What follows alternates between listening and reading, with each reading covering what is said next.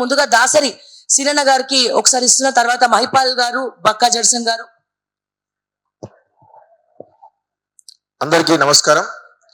ఈ కార్యక్రమ నిర్వాహకురాలు okay TV శ్రావ్య గారికి ధన్యవాదాలు తెలియజేస్తూ 2-3 అంశాలు నేను ప్రస్తావించదలుచుకున్నాను. ఇక్కడ డైరెక్ట్ పాయింట్లకు వెళ్ళిపోతా.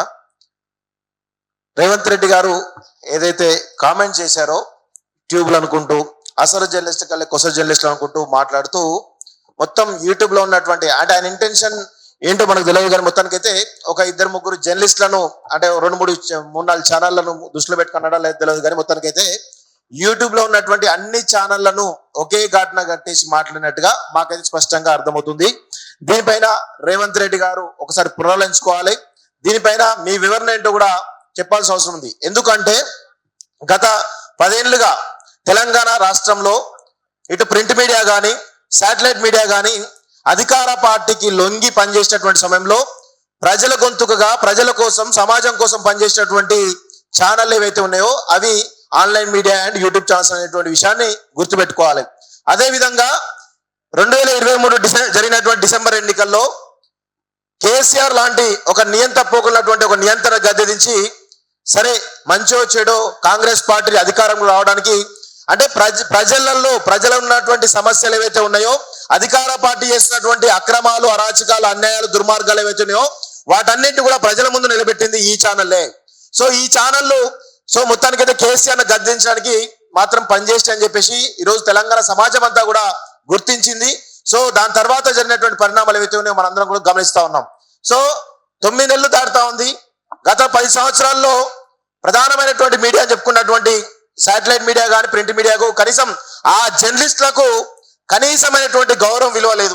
ఆ సమయంలో ఆ మేనేజ్మెంట్ ఏది చెప్తుందో అదే వార్తలను ఆ కింద ఉన్నటువంటి జర్నలిస్ట్ కూడా ప్రసారం చేసేది, రాసేది, చేసేవి అనే విషయం అందరూ కూడా తెలుసు. ఆ క్రమంలో మనందరం కూడా ప్రజల గొంతుగా పనిచేసినాం. ఈ కోణంలో నా యొక్క స్వీయ అనుభవం ఏంటంటే నాకు సొంత ఊరు ఏదైతుందో భూపాలపల్లి. ఆ భూపాలపల్లిలో అప్పుడున్నటువంటి స్థానిక ఎమ్మెల్యే ఎవరైతే ఉన్నారో గండ్ర వెంకటరామరెడ్డి జర్నలిస్టులకు సంబంధించినటువంటి గతంలో ఇచ్చినటువంటి భూములను మళ్ళీ వెనక్కి తీసుకొని వేరే కాడిస్తామని చెప్పేసి ఏదో కుట్ర చేస్తుందని చెప్పి తెలిసినప్పుడు ఆనాడు ఆ జర్నలిస్టులు నన్ను కన్సల్ట్ కావడం జరిగింది. అన్న మరి మీరే జర్నలిస్టులు కదా, మీకే పత్రికలు ఉన్నాయి కదా, మీకే ఛానల్ ఉన్నాయి కదా, మరి మీరు చేయొచ్చు కదా, మీరు మీ మేనేజ్మెంట్ అడగచ్చు కదా. అంటే మా మేనేజ్మెంట్ మాకు సహకరించదు, దయచేసి మీలాంటి వాళ్ళు మాట్లాడాలంటే మేము ఆ రోజు మాట్లాడినాక వెంటనే ఇమ్మీడియట్ గా మా యొక్క వార్తలు కాన్స్టిట్యూన్స్ లో కొంత ప్రభావితం చేస్తుంది తెలుసుకున్న వెంటనే గండ్ర వెంకటరామరెడ్డి వెనక్కి తగ్గి ఆ భూములను ఆ జర్నలిస్టులకే కేటాయించడం జరిగింది. అంటే ఏ జర్నలిస్టులకైనా ప్రింట్ మీడియా అయినా శాటిలైట్ మీడియా అయినా ఆ జర్నలిస్టులకు సంబంధించినటువంటి సమస్యలు వచ్చినప్పుడు ముందుండి కొట్లాడేది యూట్యూబ్ మీడియా అనేటువంటి విషయాన్ని కూడా ఈ రోజు ఉన్నటువంటి జర్నలిస్ట్ సమాజం అంతా కూడా గ్రహించాలి. ఎందుకంటే మీరు సరే ప్రభుత్వం గుర్తించింది ప్రింట్ మీడియా కావచ్చు లేకపోతే శాటిలైట్ మీడియా కావచ్చు, కానీ ఇక్కడ ప్రభుత్వాలకు కానీ లేకపోతే ఎవరి ప్రలోభాలకు లొంగకుండా నిక్కచ్చిగా పనిచేసేదే ఇక్కడ ఆన్లైన్ మరియు యూట్యూబ్ జర్నలిజం అనేటువంటి విషయాన్ని ఈ ప్రభుత్వాలు గుర్తుపెట్టుకోవాలి. ఇంకొక విషయం కూడా నేను చెప్పదలుచుకున్నాను. ఎవరికి కూడా ఇక్కడ ఉన్నటువంటి మహిపాల్ యాదవ్ గారికి కానీ లేకపోతే శ్రావ్య కానీ లెజెండ్ టీవీ కానీ ఇంకా వేరే ఛానల్స్ ఎవరుతున్నారు, ఇతర ఛానల్స్ ఎవరుతున్నారు, వాహిని టీవీ కానీ ఎవరికి కూడా వీళ్ళెవరు కూడా ఆధిపత్య వర్గాలు కావు, పెట్టుబడిదారు వర్గాలు అసలే కావు. ఎవరు కూడా కనీసం 1-2 లక్షల రూపాయల పెట్టుబడితో పెట్టినట్టు సందర్భాలు లేవు. ఒక శాటిలైట్ మీడియా కానీ ఒక ప్రింట్ మీడియా కానీ పెట్టాలంటే దాదాపు 100 కోట్ల రూపాయలు ఖర్చు కావాలి. కానీ అలాంటి యూట్యూబ్ కానీ ఆన్లైన్ జర్నలిజం పెట్టాలంటే పెద్ద పెట్టుబడి అవసరం లేదు. సో ఇదంతా కూడా బడుగు బలహీన వర్గాలకు సంబంధించినటువంటి పేద వర్గాలకు సంబంధించినటువంటి ఛానళ్ళు ఇవంతా కూడా ఏం చేస్తాయంటే పేదలకు సంబంధించినటువంటి అంశాలు మాత్రమే ఖచ్చితంగా తీసుకుపోతాయి. ప్రధానమైనటువంటి మీడియా ఏం చేస్తుంటే తాము ఈ వార్త ప్రసారం చేయడం వల్ల ఎలాంటి ప్రభావం చూపుతుంది అనేటువంటి కోణంలో మాత్రమే ఆలోచిస్తుంది, ఎలాంటి బెనిఫిట్ తమకు జరుగుతుంది అనేటువంటి కోణంలో మాత్రమే ఆయా ఛానల్ ఆలోచిస్తాయి. కానీ యూట్యూబ్ ఛానల్ అనేవి ప్రజల కోసం సమాజం కోసం పనిచేసేవి తప్ప దీని ద్వారా మాకేదో వస్తుంది అని కాదు. సమాజం మీద ప్రేమ, ప్రజల మీద ప్రేమ ఉన్నప్పుడే ఈ యొక్క యూట్యూబ్ ఛానల్ అనేవి పనిచేస్తా ఉన్నాయనేటువంటి విషయాన్ని గుర్తుపెట్టుకోవాలి. ఈనాడు చాలా మంది ఏవైతే ప్రధానమైనటువంటి మీడియాలో పనిచేసినటువంటి చాలా మంది జర్నలిస్టులు 100ల కొద్ది జర్నలిస్టులు ఈరోజు యూట్యూబ్ కు కన్వర్ట్ కావడం జరిగింది. చాలా ఛానల్ ఉన్నాయి. సో ఇదంతా కూడా యూట్యూబ్ జర్నలిజం కానీ ఆన్లైన్ జర్నలిజం అనేది అనంతం. ఏ పాలకుడైనా కానీ ఏ చిన్న తప్పు చేసినా కానీ నిక్కచ్చి కొట్లాడే ఏ జర్నలిజం అనేటువంటి విషయాన్ని గుర్తుపెట్టుకోవాలి. సరే కొంతమంది వల్ల ఇబ్బంది పడుతుండొచ్చు కాక, కానీ కొంతమంది వల్ల చేస్తున్నటువంటి ప్రచారం వల్ల మీరు ఇబ్బంది పడితే వాళ్ళని డైరెక్ట్ గా తప్ప అంత సమూహాన్ని మొత్తం కూడా యూట్యూబ్ ను ఆన్లైన్ మొత్తం కూడా అనడం కూడా సరికాదు అనేటువంటి విషయాన్ని రేవంత్ రెడ్డి గారు గుర్తుపెట్టుకోవాలని చెప్పేసి కూడా నేను ఈ సందర్భంగా కోరుతా ఉన్నాను. అదేవిధంగా ఇంకొక ఫైనల్ గా ఒక 2-3 విషయాలు చెప్పేసి మీకు నేను క్లోజ్ చేస్తా. అసలు జర్నలిస్టులు అంటే ఎవరు అనేటువంటి నిర్వచనం ప్రతి దగ్గర కూడా వస్తా ఉంది. సో ఇప్పుడు అన్న కాపరన్న ఆల్రెడీ చెప్పడం జరిగింది.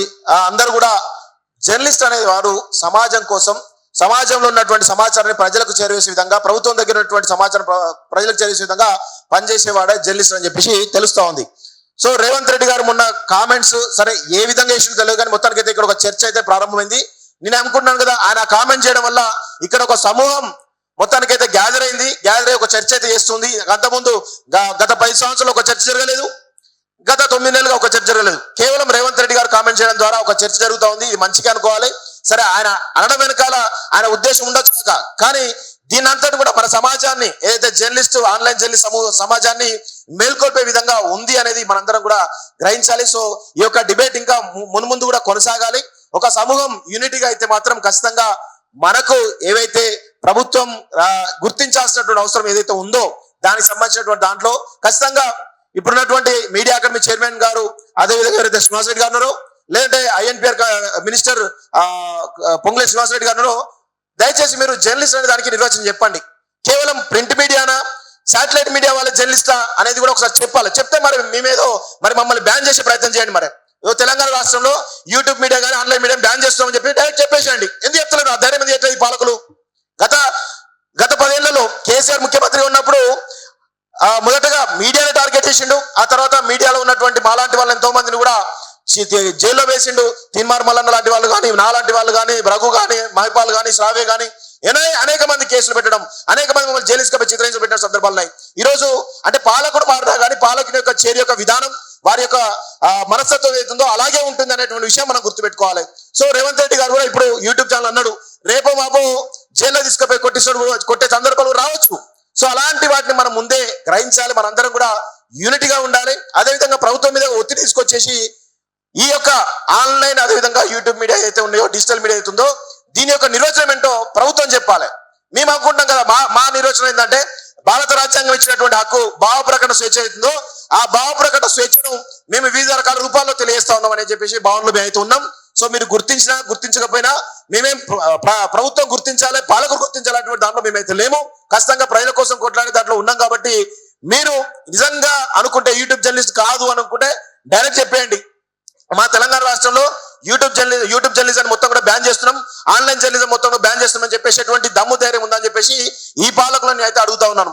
సో ఆ దిశగా చెప్పకుండా మీరు ఏదో ఇండైరెక్ట్ కామెంట్ చేస్తా ఉంటే ఖచ్చితంగా కేసీఆర్ గారిని ఏ విధంగా నియంత పోగొన్నటువంటి కేసీఆర్ గారు ఏ విధంగా గద్దెదించడం జరిగిందో అదే విధమైనటువంటి పరిస్థితి ఈ ప్రభుత్వం కూడా వస్తున్నటువంటి విషయాన్ని కూడా పాలకులు గుర్తుంచుకోవాలని చెప్పేసి కూడా నేను కోరుకుంటూ నాకు ఈ అవకాశం ఇచ్చినటువంటి మీ అందరికీ కూడా ప్రత్యేకమైన ధన్యవాదాలు తెలుస్తూ జై తెలంగాణ.